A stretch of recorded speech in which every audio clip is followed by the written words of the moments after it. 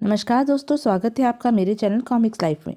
शुरू करते हैं सुपर कमांडो ध्रुव की एक और मज़ेदार कॉमिक्स, रोमन हत्यारा। सुपर कमांडो ध्रुव, रोमन हत्यारा। कथा एवं चित्रांकन अनुपम सिन्हा, संपादक मनीष चंद्र गुप्त। बात बहुत पुरानी है, ईसा से 326 वर्ष पूर्व, यानी आज से 2314 वर्ष पहले की, जब सिकंदर और पोरस का प्रसिद्ध ऐतिहासिक युद्ध अपनी चरम सीमा पर था। पोरस का रण कौशल सिकंदर की सेना पर भारी पड़ रहा था, क्योंकि पोरस ने इस युद्ध में हाथियों का उपयोग किया था और इस कारण यूनानी सैनिकों को पीछे हटना पड़ा था। इतिहास में ऐसा कहीं भी लिखा नहीं मिलता, परंतु ऐसा कहा जाता है कि उस वक्त सिकंदर ने एक ऐसे खतरनाक साधन का प्रयोग किया जिसका कोई काट नहीं था और जो अकेले ही हारी बाजी को जीत में बदल सकता था। और यह खतरनाक साधन था एक रहस्यमय रोमन सैनिक जिसमें असीम शक्ति थी, गजब की ताकत। और कहते हैं उसकी ताकत का स्रोत था उसका टोप, जो किसी सूफी ने उसको उपहार स्वरूप दिया था। इतिहास गवाह है कि पोरस की हार उसके हाथियों के भड़कने के कारण हुई, और उन हाथियों के भड़कने का कारण था वह रहस्यमय सैनिक और उसका रहस्यमय टोप। और जहाँ तक मेरा ख्याल है, यही वह टोप है, समझे? वाह, यह तो हमारे म्यूजियम की सबसे नायाब चीज़ होगी। इसको तो म्यूजियम मैं ही पहुंचाऊंगा, मेरे अलावा और कोई इसको म्यूजियम तक नहीं ले जा पाएगा। इनको हवा भी नहीं लगेगी कि यह टोप कब और कैसे म्यूजियम पहुंच गया। जी हाँ, सिंधु घाटी के खंडरों में खड़े यह चारों व्यक्ति कुंदनपुर म्यूजियम के डिप्टी डायरेक्टर है। बाएं से तिवारी जी, श्रीवास्तव बाबू, खान साहब और मिस्टर डिसूजा। और चारों यह जानते हैं कि जो भी यह टोप म्यूजियम तक पहुंचाएगा, मेयर साहब अगला म्यूजियम डायरेक्टर उसी को बनाएंगे। और इस प्रकार वह कहानी प्रारंभ हुई जिसने पूरे कुंदनपुर को हिलाकर रख दिया। शुरुआत तिवारी जी ने करी। जहाँ तक मेरा ख्याल है, इस रोमन टोप की सुरक्षा जरूरी है, वरना इसके साथ ही मेरा डायरेक्टर बनने का चांस भी उड़नछू हो जाएगा। वैसे भी मुझको बाकी तीनों की नीयत पर शक है, लेकिन अब कोई फिक्र नहीं। अब यह फंदा मेरी रोमन टोप की रखवाली करेगा। आओ, अब मैं चैन की नींद सो सकूंगा। इधर तिवारी जी की पलकें मुंदी और उधर श्रीवास्तव बाबू ने तिवारी जी के टेंट में प्रवेश किया। वाह, इतनी आसानी से काम हो गया। हा हा हा, अब यह रोमन टोप मेरा है। इससे पहले की कोई जगह मैं रातों रात रफू चक्कर पर खान साहब भी घात लगाए बैठे थे, और अब रोमन टोप खान साहब के हाथ में था। रफू चक्कर होगा? अरे, अब अपनी खोपड़ी को रफू कराता फिरेगा श्रीवास्तव। हा हा हा। हाँ, यह क्या, बड़ी जल्दी में थे खान साहब, कहीं जा रहे थे क्या? कहीं नहीं डिसूजा भैया। अरे, मुझे जल्दी से बाहर निकालो, कहीं किसी सांप वाप ने काट लिया तो मेरी यहीं पर कब्र बन जाएगी। अरे, मरे तुम्हारे दुश्मन, ऐसा करो, तुम यह टोप ऊपर फेंको, बदले में मैं एक रस्सी नीचे फेंक दूंगा, बस। तो ये ले कमबख्त, पकड़। हाँ हाँ, धन्यवाद खान साहब, अब तो कुंदनपुर में ही मुलाकात होगी, बाय बाय। अरे धोखेबाज, रस्सी तो फेंकता जा। हाँ हाँ, रस्सी होती तो मैं अंधेरे में डिसूजा को जमीन पर पड़ा हुआ फंदा बिल्कुल नहीं दिखा, जो तिवारी जी ने वहां पर खास तौर से बनाकर रखा था। बचाओ बचाओ, इस चीख पुकार से तिवारी जी की नींद खुली। अरे, यह कौन चिल्ला रहा है? और मेरा रोमन टोप कहाँ गया? तिवारी जी तेजी से आवाज की तरफ भागे। ओह, तो तुम हो डिसूजा, धोखेबाज, चोर। अरे, बातें बाद में करना, पहले मुझे नीचे तो उतारो। नहीं, तुम्हारे जैसे विश्वासघाती की यही सजा है, तुम ऐसे ही उल्टे लटके रहो। इतने क्रूर मत बनो दोस्त। गुड बाय डिसूजा, अब कुंदनपुर में ही मिलेंगे, जब तुम अखबार में पढ़ोगे कि नगर मेयर द्वारा Shri M Tiwari museum director नियुक्त। अगले दिन आईजी राजन के बंगले के लॉन में पीटर मैसी 1982 का राष्ट्रीय वीरता पुरस्कार 5 सशस्त्र डकैतों को अकेले ही सिर्फ ईंटें फेंक फेंक कर मार भगाया। रेणु 1983 की राष्ट्रीय वीरता पुरस्कार विजेता, बाढ़ से 10 व्यक्तियों की जान बचाई, राष्ट्रीय जूनियर निशानेबाजी चैंपियन। करीम शाह 1981 का राष्ट्रीय वीरता पुरस्कार, नशीले पदार्थों के 7 तस्करों को गिरफ्तार करवाया। और अरे, यह चौथा कौन आ गया? इसमें तो सिर्फ 3। श्वेता मेहरा 1984 में 4 मधुमक्खियों को अकेले ही मार डाला।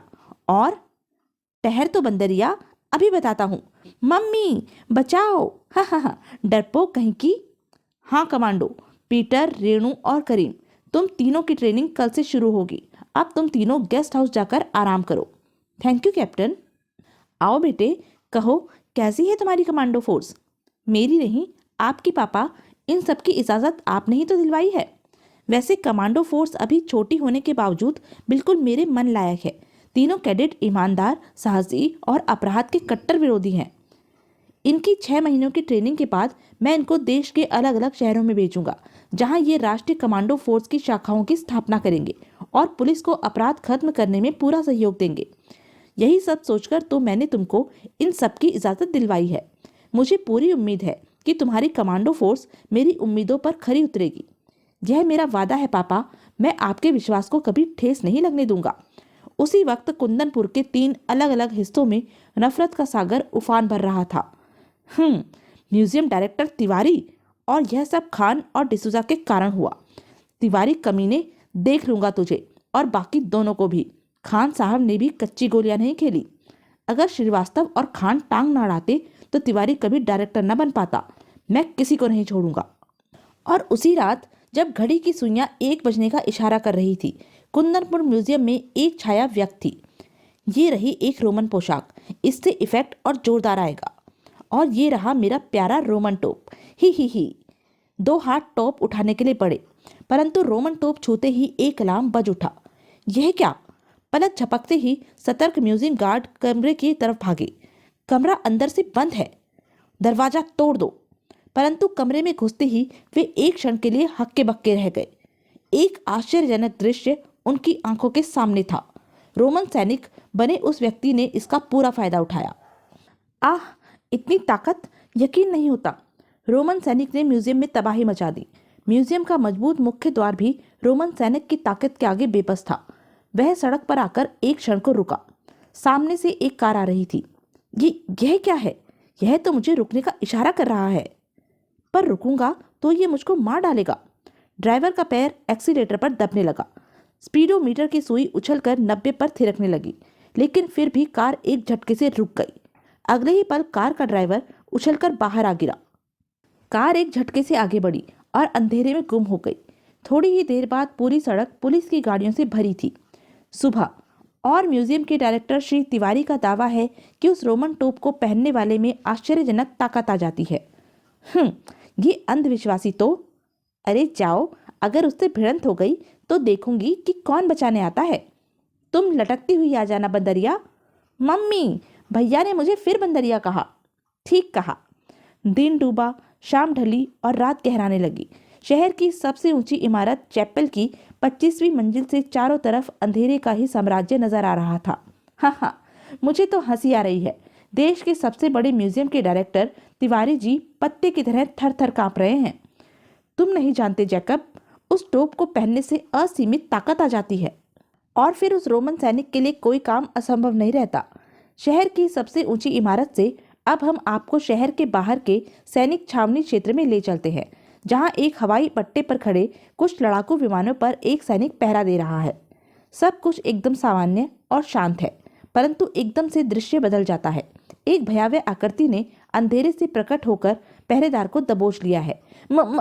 2 मिनट की छटपटाहट के बाद पहरेदार का शरीर ठंडा और शांत पड़ गया और रोमन सैनिक किनारे खड़े एक लड़ाकू विमान की ओर बढ़ चला। अरे, इस वक्त कौन पायलट प्लेन उड़ा रहा है? हेलो 501 NT, अपनी पहचान दो, वरना हम तुम्हें मार गिराएंगे। परंतु उधर से कोई जवाब नहीं आया। शीघ्र ही 2 अन्य लड़ाकू विमान उस चोरी किए गए विमान के पीछे उड़ चले और उधर चैपल की छत पर। समझने की कोशिश करो जैकब, मुझे पूरा यकीन है कि वह टोप मुझे ही मारने के लिए चुराया गया है, और यह काम या तो श्रीवास्तव का है या खान का, और या फिर डिसूजा का। फिर भी तुम चिंता मत करो तिवारी, मैं अपने सबसे प्यारे दोस्त को कभी मरने नहीं दूंगा। यह इमारत मेरी है, यह इलाका मेरा है। चप्पे चप्पे पर मेरे आदमी बंदूक के लिए तैनात हैं। अब तुम्हारा रोमन हत्यारा तुम तक या तो मरकर पहुंच सकता है या उड़कर। यह लड़ाकू हवाई जहाज इतनी रात गए यहाँ क्या कर रहा है? गोली चलाओ इस पर। गोलियों की बौछार शुरू हो गई, लेकिन हवाई जहाज पर खनौस तक नहीं आई। जवाब में लड़ाकू यान पलटा। उसकी तोपों का मुंह इमारत की तरफ मुड़ा और इमारत की छत के परखच्चे उड़ गए। तिवारी जी लिफ्ट की तरफ भागे।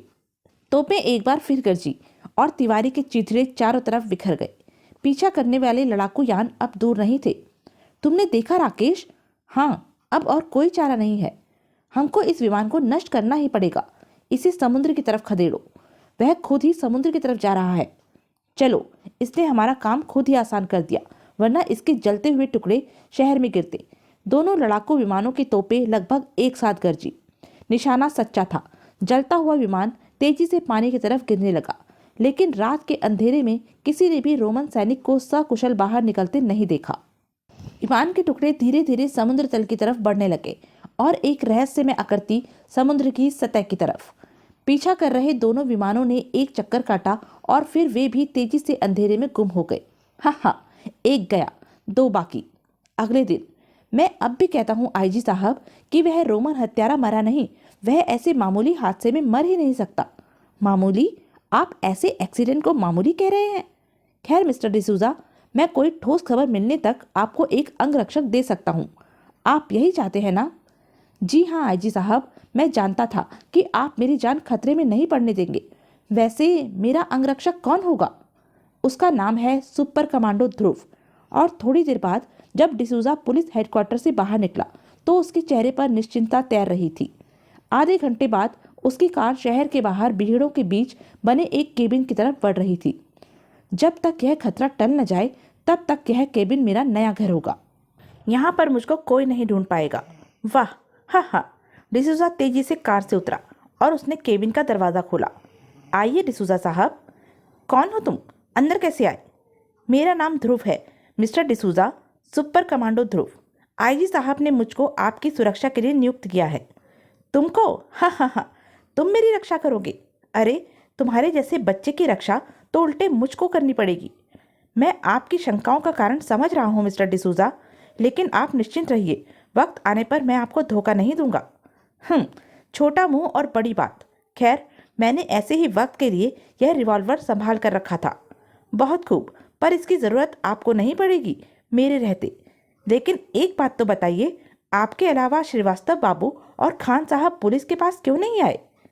क्योंकि या तो वे बहुत चालाक है या फिर बहुत बेवकूफ़, और उन दोनों में से एक तो खुद ही रोमन हत्यारा है। उसको क्या फिक्र? अंदर बैठे ध्रुव और डिसूजा केबिन की तरफ बढ़ रही तेज पगचापों से अनजान थे, और जब तक उनको खतरे का आभास होता, खतरा सिर पर आ पहुंचा था। ओह, आ गया, अब मैं नहीं बचूंगा, नहीं। लेकिन इससे पहले कि कोई अनहोनी घटती, ध्रुव लपक कर दोनों के बीच में आ गया। रोमन सैनिक का हाथ बिजली किसी तेजी से घूमा और ध्रुव उछलकर दूर जा गिरा। एक लंबे डग ने रोमन सैनिक को डिसूजा के पास पहुंचा दिया। भय से कांप रही डिसूजा को उसने गर्दन से पकड़कर उठा लिया। डिसूजा का दम घुटने लगा, लेकिन साथ ही साथ उसका रिवॉल्वर वाला हाथ ऊपर उठा। तो यह थी अब तक की कहानी। आगे की कहानी जानने के लिए बने रहें मेरे साथ। और हाँ, मेरे चैनल को लाइक, शेयर और सब्सक्राइब करना ना भूलें। धन्यवाद।